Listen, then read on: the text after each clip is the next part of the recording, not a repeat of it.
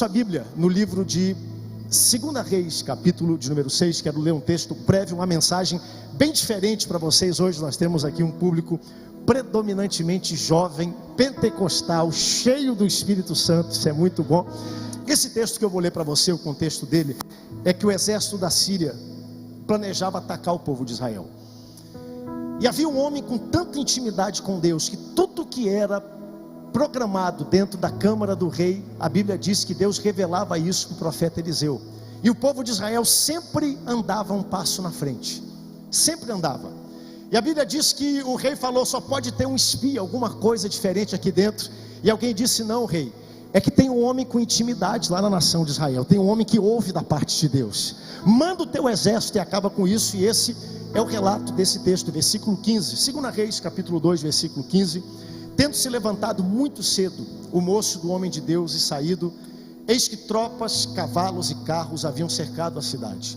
Então o seu moço lhe disse: ai, meu senhor, o que faremos? Será que você tem perguntado isso ultimamente? O que nós vamos fazer? No natural é impossível. Será que a gente recentemente olha para tudo que acontece ao nosso redor? E essa é a nossa expressão. Versículo 16. Aí Eliseu, ele respondeu: não temas, porque mais são os que estão conosco do que os que estão com eles. Vou repetir para você guardar isso no seu coração nessa noite. Mais são os que estão conosco do que aqueles que estão com eles. E olha a oração que ele fez após isso. Versículo 17. E orou Eliseu e disse: Senhor, peço-te que lhe abra os olhos para que ele possa ver. E olha o que acontece depois disso. E o Senhor abriu os olhos do moço, e ele viu que o monte estava cheio de cavalos e carros de fogo ao redor de Eliseu. Me permita voltar para esse texto no último ponto da mensagem. Eu quero refletir, daqui a pouco eu volto para ele. Mantenha sua Bíblia aberta. Pai, nós queremos te agradecer por esse privilégio que nós temos. Que alegria poder chegar até essa casa, até essa igreja, num dia tão simbólico e tão especial para essa cidade. Que o teu poder nos invada, nos tome, Senhor. Que possamos sair daqui dizendo: verdadeiramente o Senhor falou ao nosso coração. Quebra toda distração, seja ela de ordem física e espiritual, preocupação, que corpo, alma e espírito estejam no mesmo lugar, submissos à tua palavra. É o que nós te pedimos e te agradecemos, no nome forte de Jesus. Amém, amém e amém. Tome seu assento, corpo sentado, mas a alma de pé, nessa noite especial. Hoje eu quero compartilhar com vocês 5 pontinhos, e eu vou voltar no texto que eu li. Eu estou terminando de escrever um livro sobre 5 áreas específicas de oração, que eu acredito que nessa jornada de intimidade com Deus, nós podemos trabalhar e receber muito da parte de Deus. Então a primeira parte eu vou só falar alguns pontos. Se você quiser anotar, faça isso, reflita nisso ao longo da semana, mas no final eu quero falar sobre o ponto mais importante nesse tempo que nós temos como igreja, que é a nossa perspectiva. Uma das primeiras áreas que eu acredito que Deus tem nos chamado nesse tempo, numa jornada de intimidade com Ele, e eu pergunto: quantos aqui sentem que esse é um tempo de intimidade, um tempo diferente, um tempo onde nós somos chamados para viver uma fé viva, verdadeira, uma fé com substância? Eu acredito que o primeiro ponto é a persistência na oração. Tudo que nós precisamos, nós encontramos através da oração. Se você deseja que algo aconteça, seja perseverante, ore sem cessar, ore sem parar, ore até que algo aconteça. É uma disciplina que muitas vezes é perdida, esquecida, mas talvez uma das principais para esse tempo. Eu li recentemente uma história, e hoje eu vou compartilhar algumas histórias com você que eu acho interessante. História verdadeira, e eu estou vivendo essa fase com a minha família. Uma menininha de 7 anos de idade, ela queria, porque queria, um gatinho. Quem aqui é pai sabe que toda filha, ela quer ter um cachorro e um gato. A minha filha me encheu tanto a paciência que ano passado nós moramos num apartamento de 90 metros quadrados, bem pequenininho, no centro de Belém. Somos 5 pessoas e ela me encheu tanto que eu comprei um cachorrinho. Agora nós temos um cachorro para dividir o espaço da casa. Mas quem tem filho sabe do que eu estou falando. E essa menininha pedia do pai o tempo todo: pai, eu quero meu gatinho, eu quero meu gatinho, eu quero meu gatinho. E o pai não dava, porque viviam num apartamento pequeno. E o pai fez uma promessa para sua filha. Ele falou: filha, o dia que nós mudarmos para uma cidade maior, para uma casa maior, com quintal, eu vou comprar o seu gatinho. E o tempo passou 1 ano, 2 anos, a menina com 9 anos de idade, o pai é promovido, muda para uma cidade maior, dito e feito, a casa bonitinha, com todo o quintal, o espaço adequado para ter o gatinho. Quando eles mudam e entram na casa, a filha procura o seu pai e fala: pai, chegou a hora do senhor cumprir a sua promessa e me dá o meu gatinho. E o pai não queria dar esse gato, por alguma razão ele pensou que ele poderia enrolar, cozinhar, não cumprir o que ele havia prometido. O tempo foi passando e todo dia a filha pedindo: o meu gatinho, o senhor prometeu, nós já nos mudamos, a casa é grande, a casa é espaçosa. E um dia a filha pegou o pai, num dia assim onde o pai estava meio off, onde o pai estava meio de banda, de lado, e o pai virou para a filha e falou: minha filha, eu não vou te dar esse bendito gatinho. Se tu quiseres o teu gatinho, dobra os teus joelhos, clama ao Senhor, e o gatinho vai cair do céu na tua frente, e Deus vai te dar o teu gatinho. E criança, como é criança, com a fé, às vezes mais fé do que nós, a criança, ela foi para fora, foi para o quintal, chorando com o coração abatido. Ela dobrou os seus joelhos, levantou a mão para o céu e começou a pedir: pai, me dá o meu gatinho, me dá o meu gatinho, eu creio que tu podes me dar o meu gatinho. E essa história é uma história verdadeira. Mal ela sabia que do lado da casa havia um muro bem alto, a gata do lado tinha dado cria e tinha vários gatinhos. Um gatinho subiu em cima da goiabeira, foi para o canto do galho e começou a miar no canto do galho. O dono da casa do lado olhou o gatinho, pegou um pedaço de um cabo de varal, jogou por cima daquele galho, começou a baixar o galho para segurar o gatinho. Quando ele abaixa o galho, aquele galho escapole e o gatinho é jogado para o outro lado, por cima do muro, e cai do céu na frente da menina. Ela levanta a mão e diz: pai, tu és fiel, muito obrigado pelo gatinho que eu estava pedindo. Moral da história: o que para muita gente parece coincidência, para mim e para você que oramos e buscamos, é milagre da parte de Deus. Nosso Deus é um Deus que responde e um Deus que ouve orações. Ore sem cessar, apresente para Deus, ore até que algo aconteça. Diga isso para quem está perto de você: ore até que algo aconteça. Qual é a resposta de Deus? Até que algo aconteça. Já percebeu que tem gente que nunca tem novidade, nunca tem coincidência para contar, mas tem gente que é cheia de fé, que dobra os joelhos, que fala com Deus, todo dia é uma coincidência. Não é coincidência, é um milagre, é uma porta aberta de Deus, porque o nosso Deus é um Deus que responde oração. Então o primeiro desafio que eu queria fazer para você nessa jornada de intimidade é o desafio da oração. Ore. Ore, continue orando, ore pela sua família, ore pelo seu emprego, ore pela sua cidade, ore pelo seu pastor, ore pela sua igreja, ore pelas suas necessidades. É impressionante como o nosso Deus é um Deus que ama responder oração. Segundo ponto que eu acredito que nesse tempo, para que a igreja possa ter uma influência positiva na sociedade, é orar pedindo a Deus que desenvolva o nosso potencial. E preste muita atenção no que eu estou dizendo para você. Todos nós temos um potencial imenso colocado em nós, que é dado por Deus. Cada pessoa que está aqui nessa noite tem um potencial, mas isso não significa que nós vamos alcançar esse potencial. Nós temos que desenvolver, chacoalhar, nos colocar em posições aonde Deus possa suscitar e reavivar o potencial que existe dentro do nosso coração. Eu sou do Pará, nasci na região amazônica, nasci no interior do estado do Amazonas, e lá a gente lida muito com peixe, pesca muito, conhece peixe, e isso é verdade para quase qualquer tipo de peixe. Se você pegar um peixe, por exemplo uma carpa, que é um peixe ornamental, que tem em vários locais, se você colocar uma carpa dentro de um aquário, ela não vai passar de 10 centímetros, ela vai ficar a vida toda, ela pode viver até 12, 14 anos, ela nunca vai passar de 10 centímetros. Agora, se você pegar essa mesma carpa e colocar num tanque, ela já vai para 20 centímetros, por quê? Aumentou o ambiente, aumentou o desafio, aumentou o tamanho. Se você pegar essa mesma carpa, colocar numa barragem, num local onde existe mais água, mais condições, num lago, ela vai para 45 centímetros. Agora, se você pegar essa carpa e colocar num rio, onde existe correnteza, predadores, onde ela tem que correr, se movimentar, despertar o potencial e o talento que existe dentro dela, esse peixe chega a ter 1 quilômetro de tamanho, e Deus está falando algo ao meu coração e ao seu coração. Existem coisas que Deus só vai fazer quando nós despertarmos o nosso potencial. Embora o peixe tenha potencial, ele só vai sair e chegar a ter 1 metro de comprimento se ele for colocado no ambiente certo, nas circunstâncias certas. E eu acredito que Deus está nos convidando nessa jornada a nos colocarmos em ambientes como esses, ambientes de desafio, de crescimento, aonde, gente, não dá para viver a fé cristã nos dias de hoje sem desafio. Não dá para viver a fé cristã parado, olhando, deixando as coisas acontecer. Nós somos um povo chamado para vencer desafios, conquistar desafios, para ver a glória de Deus manifesta no nosso meio. Esse é o chamado da igreja, uma igreja chamada para desafios. E não há nada melhor para despertar o dom que existe dentro do nosso coração, sabe como? Fazendo mais do que esperado de você.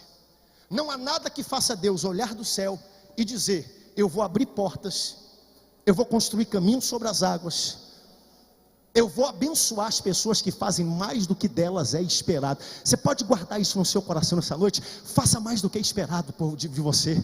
Não faça só o suficiente. Aí a adoração de sempre, é o glória a Deus de sempre, é o aplauso de sempre, é a oferta de sempre, é a devoção de sempre, é a vida cristã de sempre. É o que eu fiz ano passado, ano retrasado. Deus tem coisas novas, milagres maiores para operar na sua vida. Faça mais do que se espere de você. Tem um exemplo bíblico que fala muito comigo, de Rebeca. Leia depois. Abraão envia Eliezer, seu servo, para buscar uma noiva preparada para o seu filho Isaque. O nosso Deus faz a mesma coisa. O nosso Deus envia o Espírito Santo para buscar uma noiva preparada à igreja para o seu filho Jesus, e nós vamos casar com ele. E o que Eliezer procurou na noiva naquele dia? A Bíblia diz que ele sai, e ele começa a sair, e a ordem foi: me traga uma noiva para o meu filho Isaque. Chegou o tempo, Abraão deu a ordem. Eliezer sai com uma carruagem, quase 12, 13, 14 camelos, leva riquezas para escolher uma esposa. E a Bíblia diz que Eliezer, ele não olhou as qualidades externas, não olhou a aparência, não olhou o que a pessoa tinha, deixou de ter. O teste que Eliezer fez com Deus foi: aquela que sair servir água a mim e a todos os meus camelos, essa vai ser escolhida para casar com Isaque e para receber as bênçãos que estão reservadas de Abraão. Ele sai, chega na beira do poço, as donzelas estão saindo, e quando chegam várias donzelas, todo mundo olhou aquela comitiva chegando, e algumas olharam e disseram: rapaz, eu vim pegar água, é para mim, eu vim fazer a mesma coisa que eu fiz ontem, eu vim fazer o mesmo gesto do mês passado. E pegaram, viram lá Eliezer, viram aquela caravana, não fizeram nada. Mas Rebeca era uma mulher diferente, uma moça diferente. Rebeca foi, pegou o seu cântaro, pegou a sua água, trouxe a sua água, quem sabe, bebeu um pouco, preparou para levar para casa. Ela olhou aquela caravana de homens cansados, sedentos, sem poder tirar do poço. De repente ela disse: eu não estou nesse mundo para fazer só o que é esperado de mim. Ela foi até Eleazar e falou: o senhor se importa de beber um pouco da minha água? Ele bebe a água e a luz acendeu. Opa, alguma coisa está acontecendo. O Espírito Santo está aqui nessa noite, ele está procurando pessoas, ele está dizendo: alguma coisa já começou a acontecer aqui, ó. Alguma coisa está acontecendo. Só de você estar aqui hoje num feriado prolongado, adorando, glorificando a Deus, já é um sinal de que você quer algo diferente da parte dele. Ela dá água para ele e volta. Quando ela volta, ela fala: não é possível, são mais de 10 camelos, 120 litros por cada um, eu vou ficar horas aqui jogando cântaro, eu só faço o que é esperado. Pois ela volta, dá água a todos aqueles camelos. Quando ela termina, Eliezer diz: pois tu és a escolhida para casar com Isaque, para receber as bênçãos de Abraão, estão depositadas sobre ti. E é assim que Deus está olhando para mim e para você hoje. Quer ser reconhecido em tudo que você faz, como igreja, como pessoa no seu trabalho, como pai de família? Faça mais do que é esperado de você. Seja excelente, faça o que você tem que fazer, e algo a mais, peça disso. Isso é um potencial, algo que nós temos que fazer para desenvolver o nosso potencial. Terceiro, meu tempo já está correndo, seja uma pessoa positiva. Atenção porque eu estou lhe dizendo: quem é positivo pode não ter fé, mas todo mundo que tem fé sempre é confiante, positivo e crê que Deus vai fazer alguma coisa diferente ao longo do caminho.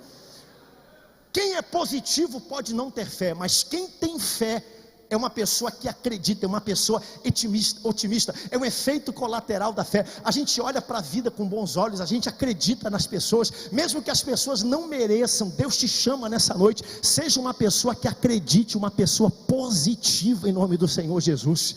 Tem muita gente olhando para baixo já: ah, não vai dar certo, ah, o Brasil não vai para frente, ah, as coisas não vão romper. Quer saber? Eles que fiquem para lá. Eu acredito num Deus poderoso que guarda a sua igreja, que protege os seus. Elevo meus olhos para os montes, de onde me virá o socorro? Não vem do plano econômico, não vem do presidente, não vem do governador, ele vem do Senhor que fez os céus e a terra. É dele que vem a minha vitória, e eu olho e espero dele. Então seja uma pessoa positiva, uma pessoa que acredita, Uma pessoa tipo Davi olhou o gigante, todo mundo falando ao tamanho do gigante, pois Davi falou: a testa dele é do tamanho dessa tela aqui, um outdoor, e é impossível errar. Lançou a pedra, derrubou o gigante, porque foi uma pessoa que acreditou nas promessas de Deus. Acredite, acredite.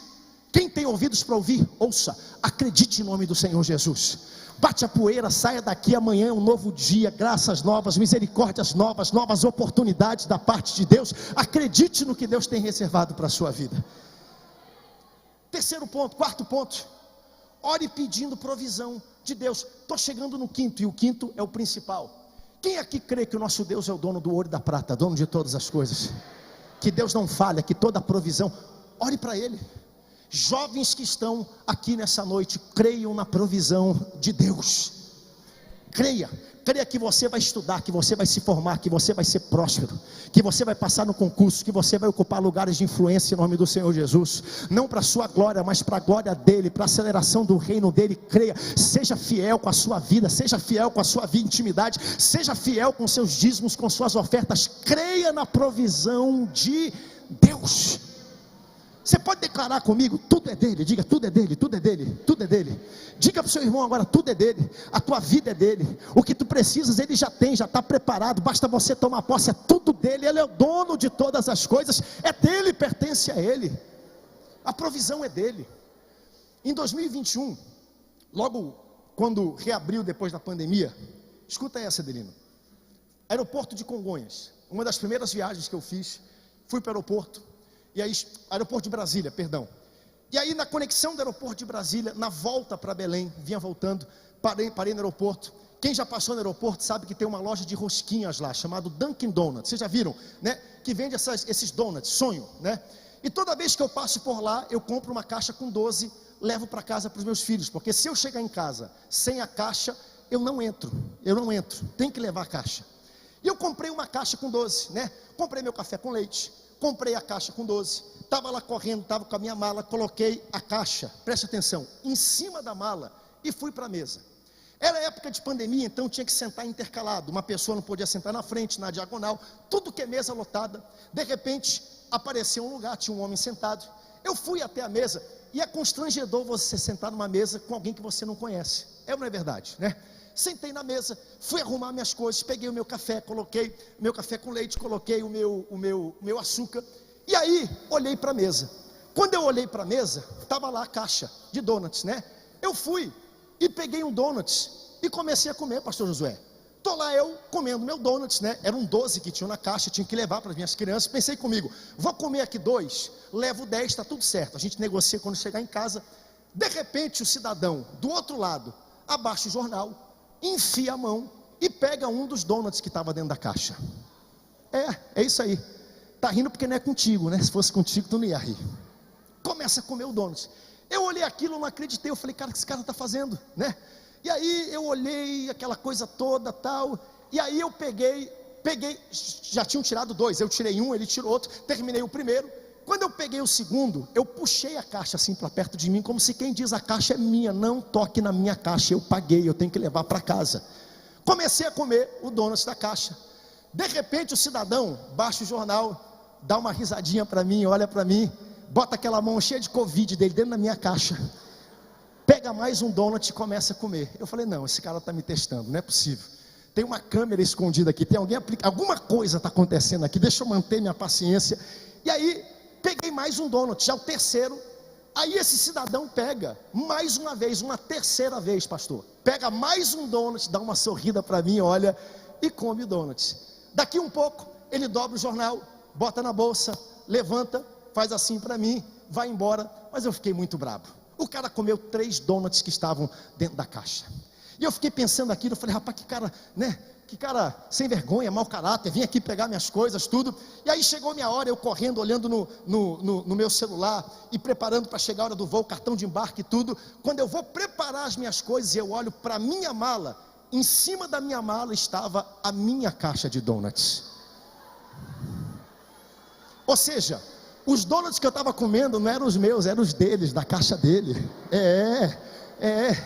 E assim funciona com Deus. Você acha que você é dono de alguma coisa, que você tem alguma coisa, que você conquistou alguma coisa. É tudo dele, a glória é dele, o poder é dele, a provisão é dele. É ele que divide com você, é ele que dá para você. Se você está aqui hoje é porque ele te deu vida, te deu provisão, te deu fôlego, te deu a roupa que você tem. Então agradeça a ele, peça a provisão dele, e ele cuidará de você ao longo dessa jornada. Peça a provisão do Senhor. Seja fiel na sua jornada. Quer desenvolver uma vida de intimidade com Deus? Seja fiel ao longo dessa jornada. Quem está entendendo, dê um brado de glória a Deus bem forte. Persistência em oração. Desenvolvimento do seu potencial. Desperta o dom que há em ti. Desperta o dom que há em ti. Seja uma pessoa positiva, uma pessoa de fé. Por fim, creia na provisão de Deus. Agora o ponto mais importante do que eu quero falar é o ponto da perspectiva. Diga comigo, perspectiva. O texto que eu li em 2 Reis capítulo 6 é um texto que fala de perspectiva. Eu amo esse texto, sabe por quê? Porque aqui nós temos um dos homens que teve um dos ministérios mais poderosos, mais profícuos de toda a Bíblia. Se você juntar o ministério de Elias e Eliseu, se compara ali com Jesus, atrás um pouco Moisés, milagres, prodígios. Eliseu veio com porção dobrada, e Deus não precisa de milagre para exaltar ninguém. Quer ver um exemplo? Davi. Davi é um homem que viveu coisas, eu diria assim, fora da regra, mas que tecnicamente não são milagres. Por exemplo, um homem matar um urso, é impossível? Não, é altamente improvável, mas não é impossível. Um homem matar um leão, é impossível? Não, é altamente improvável. Um homem derrubar um gigante, um adolescente derrubar um gigante treinado, é completamente, talvez, altamente improvável, mas não é impossível. Mas quando a gente olha para a vida de Eliseu, Eliseu estava num outro nível. Eliseu foi aquele que viu Elias ser levado. Esse Eliseu é aquele que mandou derramar o azeite não terminou, faltou vasilha para derramar o azeite. É aquele que ressuscitou, trouxe de volta à vida o filho da sunamita. E esse era um homem que conhecia o poder de Deus. Ele está cercado agora. O rei da Síria manda um exército, é uma das batalhas mais desiguais que existem em toda a Bíblia. E se eu fosse Eliseu, aqui nesse caso, preste muita atenção. Se eu fosse Eliseu, eu clamaria a Deus. Eu falava: Senhor, manda fogo do céu. Senhor, consome esse exército. É tão desigual, é tão absurdo o que está acontecendo aqui, que se não houver uma intervenção tua, algo poderoso, eu não vou sair daqui. Mas o interessante é que não é isso que Eliseu pede. Eliseu pede para Deus: Senhor, abre os olhos desse moço para que ele possa ver. Mostra para ele, dá perspectiva para ele, abra os olhos. Sabe o que eu descubro com esse texto? Que às vezes o problema não é o problema. O problema é como você enxerga o problema. O que você está passando não é o problema. O problema é como você se vê passando o problema que você está vivendo. Porque nós precisamos de uma perspectiva, de uma visão. Como é que Deus vê o problema que eu estou passando? Como é que Deus enxerga o projeto que Ele tem para a minha vida? Perspectiva. Por isso que Ele diz: Senhor, abre os olhos dele para que ele possa ver. Coloca a foto da minha família aqui rapidinho, por favor, equipe da mídia. Meu filho do meio, Samuel Neto, esse mocinho aqui que você está vendo, né? Quando ele tinha 6 anos de idade, fui buscar ele na escola. E o Samuel, desde cedo, ele tem uma característica engraçada. Ele gosta de falar palavras difíceis. É tipo um adultozinho falando. Ele pega só palavras assim que nem eu uso e ele gosta de falar. E eu lembro que eu fui buscar ele na escola. E toda sexta-feira era o dia de contar história. Então toda sexta-feira na escola dele era uma escola de princípios. Ele aprendia uma escola bíblica, uma história bíblica. Pegava ele no carro e eu dizia: meu filho, qual é a história que você aprendeu essa semana? E ele vinha no carro. Eu morava a 25 minutos da escola. E aí ele vinha contando no carro, usando palavras difíceis, elaboradas, tudo. E ele entrou no carro esse dia falando assim: papai, eu aprendi a história dos meninos hebreus e a fornalha ardente. Eu falei: glória a Deus, meu filho, que história bonita, né? Conta para mim o nome deles. Ele falou: papai, o nome eu não sei, mas eu aprendi a história dos 3 meninos hebreus e a fornalha ardente. Pedi para ele falar Sadraque, Mesaque e Abidnego, já é demais. E aí eu pedi para ele, ele veio contando: papai, havia um rei muito malvado, e esse rei fez um boneco grande, e esse boneco era um Deus falso, pai. E eu aqui no carro, né? A Bíblia diz assim: instrui, ensina a criança no caminho que ela deve andar, para que quando cresça, não se esqueça dele.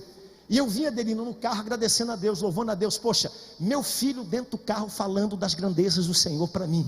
E eu sentindo a presença de Deus. E ele falando: papai, aqueles 3 meninos eram corajosos. eles disseram não ao boneco falso, eles não se dobraram, e eu aqui sentindo a presença de Deus, doido para dar um glória a Deus, mas eu queria ouvir do quarto homem da fornalha. Eu falei, vou esperar chegar o quarto homem da fornalha. E ele falou, papai, eles não se dobraram, aí fizeram um quarto, uma casa cheia de fogo, e aí colocaram muito fogo, papai, fogo, fogo, fogo, muito quente. Eu falei, é mesmo, meu filho? E o que aconteceu?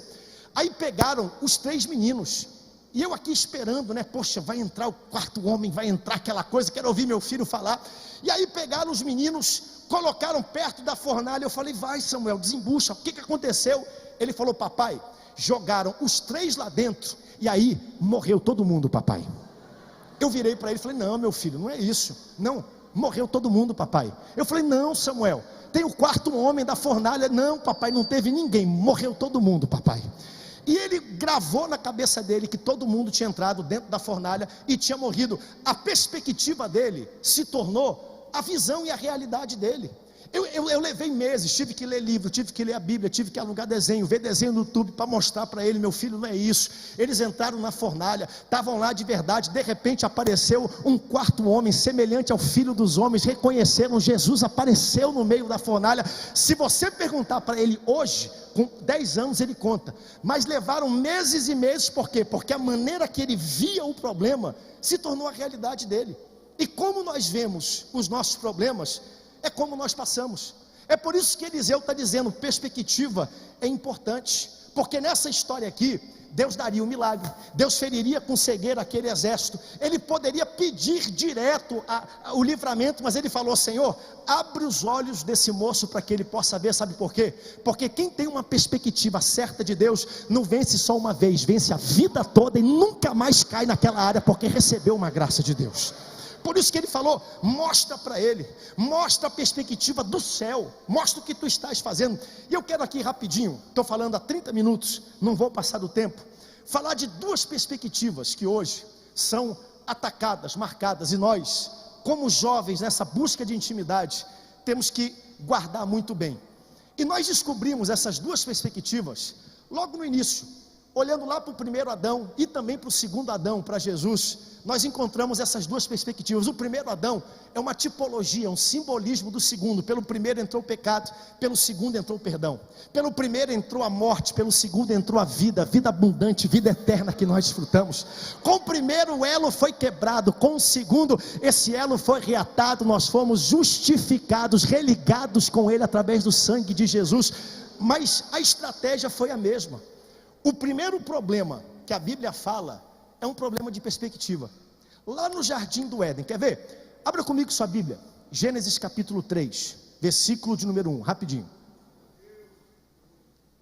Gênesis 3, versículo de número 1. A serpente vai até o ser humano, e aí esse texto registra a conversa. Olha o que diz a Bíblia. A serpente, de todos os animais que lá estavam, a Bíblia vai dizer que ela era a mais astuta. Note que não disse a mais forte, a mais inteligente, não, a mais astuta de todos os animais. E a serpente faz uma pergunta ao ser humano, e eu vou olhar e analisar essa pergunta com você que ela faz. E aqui estão os 2 elementos que nós temos de perspectiva. Vamos lá, Gênesis capítulo 3, versículo 1. Mas a serpente, mais sagaz que todos os animais selváticos, não é o mais forte, o mais bonito, o mais impressionante, é só o mais astuto e o mais sagaz, que o Senhor havia feito, disse à mulher. Olha só a pergunta que ela disse à mulher. É assim mesmo que Deus disse? Você está vendo o que está implícito na pergunta? É isso mesmo que Deus está dizendo para a gente?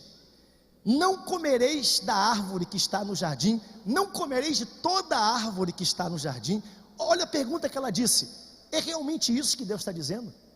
É realmente isso que Deus está dizendo para você? Não coma de toda a árvore. E analise a pergunta, porque tem muita coisa implícita aqui nessa pergunta. Essa pergunta veio para quebrar a comunhão. Essa pergunta veio para quebrar a intimidade que o homem tinha com Deus. Uma quebra de perspectiva quebra a intimidade que o homem tem com Deus. Uma quebra de perspectiva é capaz de quebrar a comunhão que o homem tem com Deus. E a pergunta que a serpente está fazendo é isso mesmo que Deus está dizendo? Que não pode comer? Implícito aqui é, quem é Deus? É isso mesmo que Deus está dizendo? Está levando Eva a questionar quem Deus é. É verdade que você não pode comer? É isso mesmo que Deus está dizendo? Por que será que Deus está escondendo algo assim de você? Por que Deus não quer que você seja como Ele? Será que Ele não te ama? Será que Ele tem medo que você seja como Ele? Será que Ele não é um bom Pai? Questionando quem Deus é, questionando os limites de Deus. Está dando para ver isso que está aqui nesse texto? Questionando a autoridade. Nós estamos vivendo uma época onde as autoridades estão sendo questionadas, uma crise de autoridade paternal. Pai não pode mais questionar e corrigir filho. Crise de autoridade pastoral, pastor às vezes não pode mais corrigir e exortar uma ovelha, correndo o risco de ser taxado de autoritário. Dentro do lar, uma crise de autoridade por todo lugar. E aqui o que o diabo está dizendo é: quem é Deus? É isso mesmo que Deus está dizendo? Mas não é só a perspectiva de quem Deus é, não. Existe uma segunda perspectiva. Quem é você aí nessa história? Quem é você? Como se quem dissesse: se Deus confiasse em você, por que Deus está dizendo isso? Deus não criou você imagem e semelhança dele? Por que Deus tem tanto medo? É isso mesmo que Deus disse: não coma da fruta que existe no jardim. Eu estou pregando isso para você hoje, porque existe uma conexão aqui nisso. Porque Eva, ela ouviu isso aqui, e na mesma narrativa, nós lemos o versículo 1, no versículo 6, na mesma narrativa, Eva passava pelaquela árvore e via todos os dias, ela nunca olhou o fruto desse jeito, mas agora o diabo lançou uma mentira, ela olhou para o fruto diferente, e no versículo 6 a Bíblia diz: e viu ela que era agradável aos olhos, tomou e comeu. Existe uma conexão entre o que o inimigo disse e aquilo que Eva viu. E isso, gente, mostra como o inimigo tem agido nesses dias em relação à nossa perspectiva. Ele planta uma mentira, ele cria uma cosmovisão, uma lente para você observar o mundo através dessa mentira, e agora nós começamos a ver o mundo através das mentiras distorcidas sobre quem Deus é e sobre quem nós somos. O inimigo mentiu, Eva acreditou, vestiu aquela visão, aquela cosmovisão errada, e agora desobedeceu a Deus e perdeu o paraíso e as bênçãos do Senhor, por causa de duas mentiras: quem Deus era, diga comigo, quem Deus é, e quem o homem é, diga quem o homem é. Vamos para Mateus agora, lá na frente, segundo Adão, Jesus, a mesma coisa acontece. Você pode ler depois, por questão de tempo, Mateus capítulo 4, versículo 3 em diante. Você vai ver o diabo chegando perto de Jesus e dizendo: se tu és o Filho de Deus, transforma essas pedras aqui em pães. Implícito está escrito: se tu não fizer isso, tu não é o Filho de Deus. Ou seja, quem é Deus? Quem tu és? Questionando novamente quem Deus é e quem Jesus era. A mesma estratégia que aconteceu lá no Jardim do Éden, ele tenta com Jesus, e adivinha qual é a estratégia que ele usa para você? A mesma coisa, questionando. Não era a missão de Jesus transformar pedra em pão. Ele disse: não só de pão viverá o homem, mas de toda palavra que sai da boca de Deus. Eu não vim para isso. Igualzinho Pedro, quando chegou, disse: Jesus, esse negócio de cruz, larga a mão disso, para que esse pensamento positivo passar pela cruz. E aí Jesus vira para Pedro e fala: para trás de mim, Satanás, tu não cogita das coisas de Deus. Atenção, Pedro não está endemoniado, Pedro não está possuído pelo diabo. Pedro simplesmente olhou, e agora ele está sendo influenciado pelo diabo. É por isso que Jesus disse: para trás de mim sai Satanás, mas Pedro fica. Ele não disse sai Pedro e Satanás fica, ele falou sai Satanás e Pedro fica, porque Pedro é meu apóstolo, eu tenho uma obra, eu estou trabalhando na vida dele, a despeito dos seus erros. Deus está trabalhando você, está moldando você, ele cuida de você, ele tem um projeto para a sua vida. Por isso ele diz: Satanás sai e Pedro fica, porque eu tenho um projeto na vida de Pedro. Mas o foco é o mesmo, mesma coisa, questionar quem ele era, a sua autoridade, a sua missão ao longo disso. E essa tem sido a estratégia ao longo de todos os anos. Fez com Adão, fez com Jesus, vai fazer com você. Quem Deus é? É isso mesmo que Deus está dizendo? Jovem, é isso mesmo que a Bíblia diz?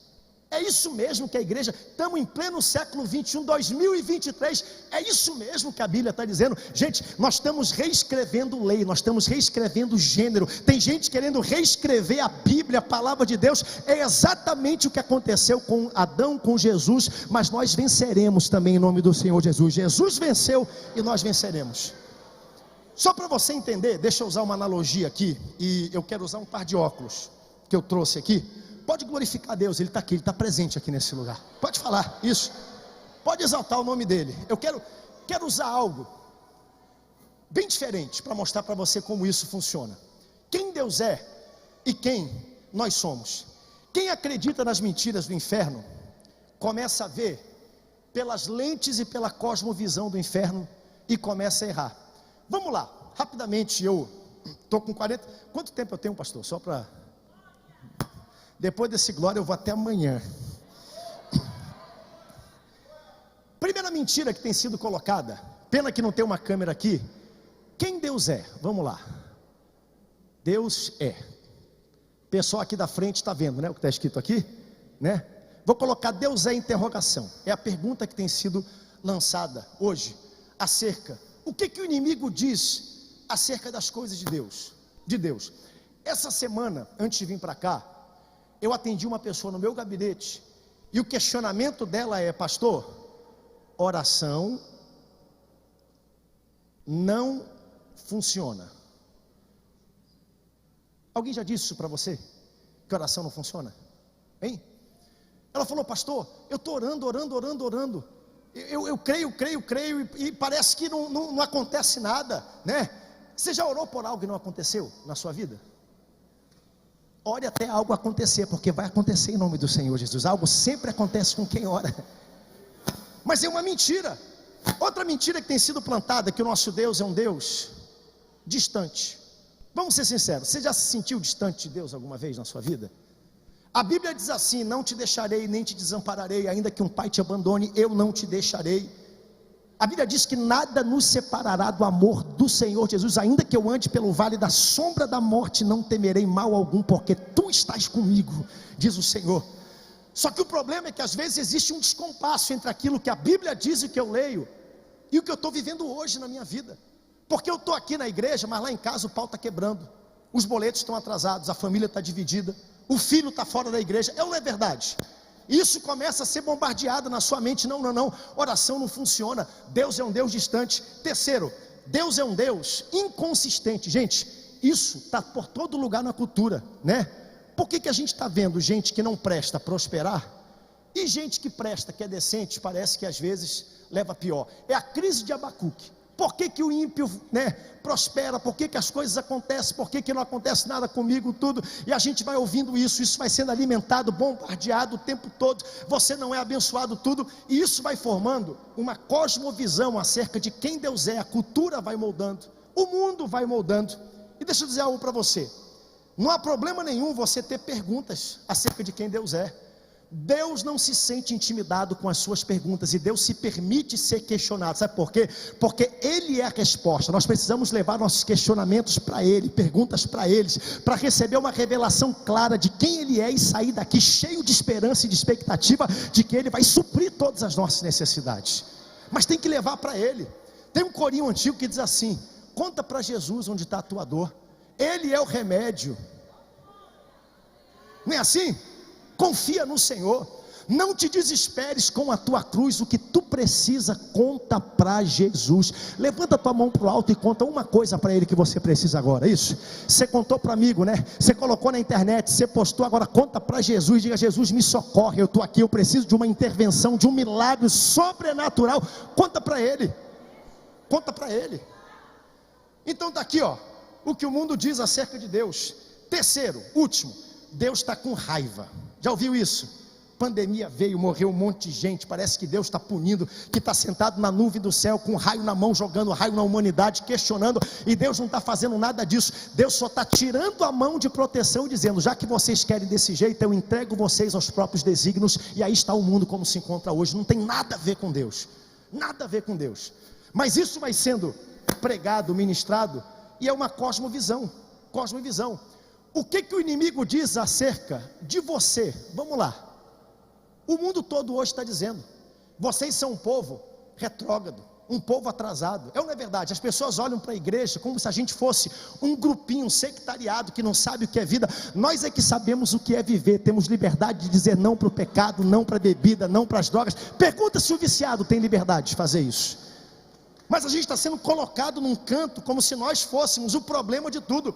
Hoje olham para nós e o diabo diz: você é o seu passado. Já disse isso para você? Já?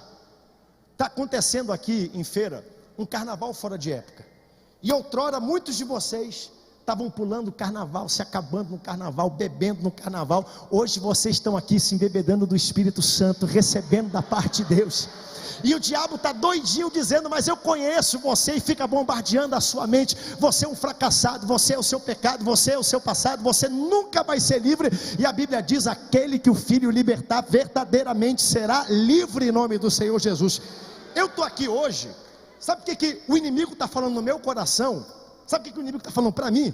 Você não sabe pregar igual o pastor Josué. Porque um dos maiores mestres da palavra está aqui me ouvindo hoje. Deus usou a vida desse homem para me inspirar para o ministério. E hoje estou tendo o privilégio de estar na igreja que ele é pastor, trazendo a palavra. Mas eu estou aqui com o coração, né? Você não sabe, seu cabelo e seu topete não é bonito igual o dele. Estou tentando. Sabe? Não tem problema nenhum se essas mentiras sobre quem Deus é.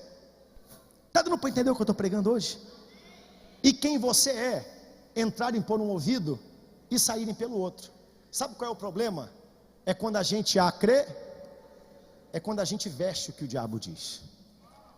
É quando isso vira uma cosmovisão entre a minha mente e o mundo que está ao meu redor. Existe uma lente deturpada sobre quem Deus é, sobre quem eu sou. Quem tem ouvidos para ouvir, ouça. Você está vendo para onde eu estou indo, mas você não está vendo o que eu estou vendo. E sabe qual é o problema disso aqui?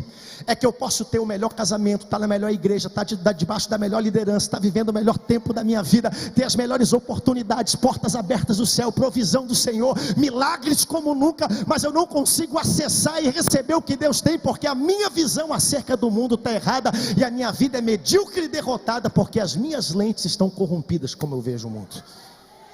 Não tem nada errado na igreja, não tem nada errado com o casamento. O errado é que você está vendo Deus e está vendo você mesmo com uma visão errada que o mundo plantou. Esse é o grande problema. E sabe qual é o perigo disso aqui? É que quem vê pelas mentiras do inimigo se torna prisioneiro do passado. Por que eu me vejo novamente, depois de 2 anos, fugindo, acorrentado, passando problemas emocionais, problemas financeiros? A pergunta não é essa. A pergunta é: por que você está cometendo os mesmos erros que você comete há muito tempo? Porque uma excelente oportunidade, uma porta de Deus, vista pelas lentes erradas, se torna uma tentação de Satanás. E uma tentação de Satanás, um laço, uma armadilha, vista pelas lentes erradas, vai fazer parecer uma porta e uma oportunidade que Deus está abrindo. E Deus me trouxe aqui para dizer: Ele quer limpar tua lente, quer começar de novo, quer fazer algo diferente. Ele quer te dar uma perspectiva. Mergulhe, se alimente. Ele falou ontem, está falando hoje, vai falar amanhã. Algo novo de Deus vai acontecer aqui ao longo desses dias. Uma visão de Deus sobre quem Deus é e sobre quem você é. É por aí. É por aí.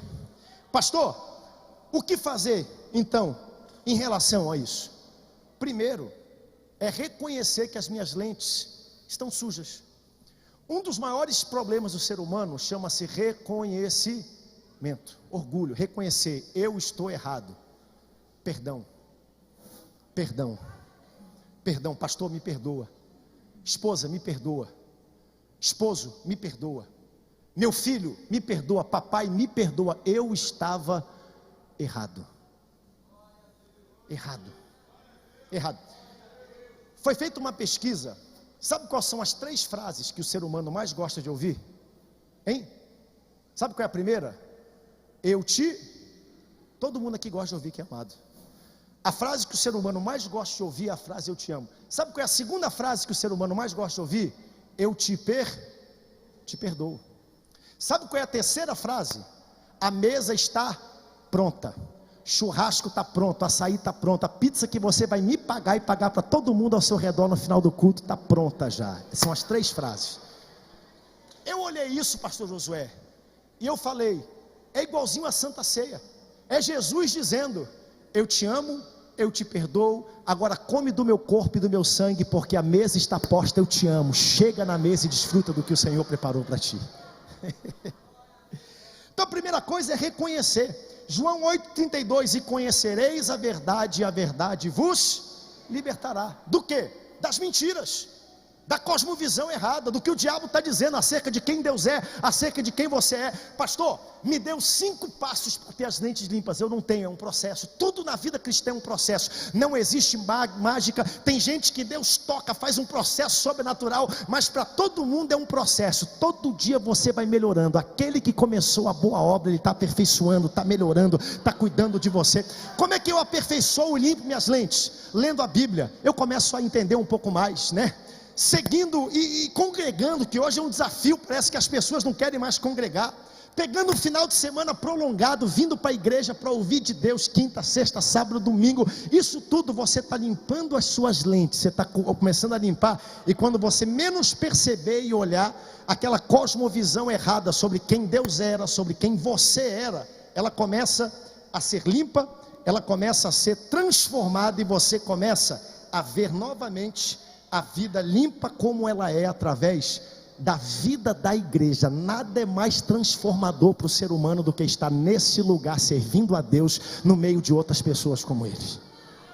Sabe, ser parte de igreja.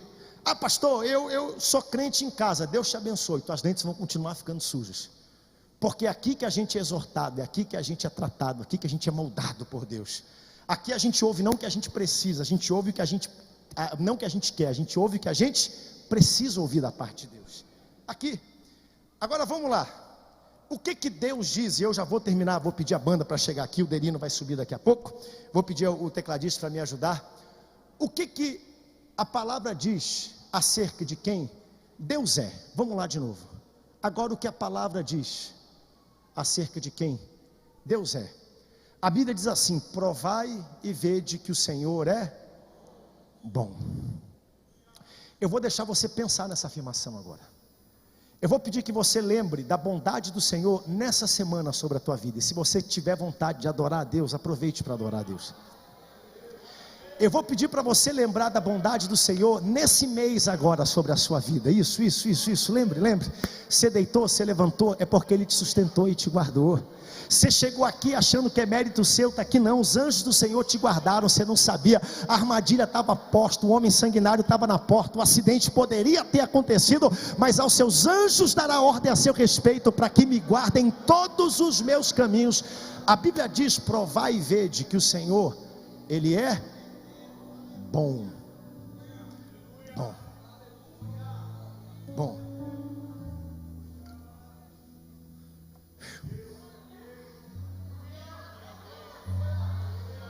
A Bíblia diz que o Senhor, Ele é fiel. Você pode dizer: o meu Deus, Ele é um Deus fiel. Bata no peito, diga: Ele é fiel. Confia, dependa do Senhor. Sua destra poderosa te guardará, sua bondade te seguirá, sua mão nunca te desamparará ao longo dessa jornada que você está vivendo. Sabe, as pessoas às vezes dizem: pastor, mas eu não estou sentindo que Deus é bom, eu não estou sentindo que Deus é fiel. E desde quando você precisa sentir para fazer alguma coisa? A fé não é pelo que você sente ou pelo que você vê, é pelo que você crê. Nós cremos, logo nós somos. Deixa eu dizer para você: você sente vontade de acordar às 6 da manhã para ir para o trabalho? Não, mas você faz por quê? Porque você tem que ir. Você sente vontade de pagar o seu IPVA e o seu IPTU? Não, mas não paga não, para te ver o que acontece. Ah, eu estou com vontade, minha mão está ardendo para pagar o cartão de crédito hoje. Seria tão bom se a gente não precisasse pagar o cartão, né? Mas você faz por quê? Porque senão os juros vão comer você. Ei, você não precisa sentir a bondade, a fidelidade de Deus. Você simplesmente declara a bondade dele. Você celebra, você profetiza. Eu não preciso sentir a vontade. Eu não estou com vontade de levantar as mãos e adorar a Deus. Com Deus é diferente. Primeiro você faz e depois você sente. Você fica dizendo: Senhor, eu quero sentir para fazer. Ele está dizendo: faça primeiro, que uma onda do Espírito vai vir sobre a tua vida. Você vai sentir vontade de fazer, você vai ter prazer de fazer a minha vontade. Deus é bom, Deus é fiel. O que Deus está dizendo para você agora que você é? Sabe o que Deus está dizendo para você hoje? Você não é o seu passado.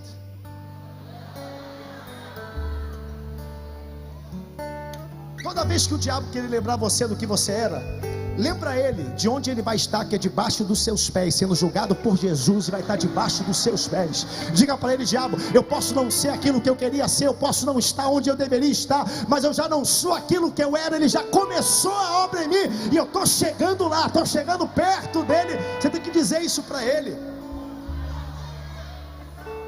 Deus está dizendo para você: eu tenho orgulho de você, tenho orgulho de você. Isso aqui não é teologia de afirmação, nada disso. Mas Deus tem prazer em ver você aqui. Deus está feliz e alegre de ver você aqui nessa noite. Sabe o que é bom disso? É porque o que eu creio vira uma lente.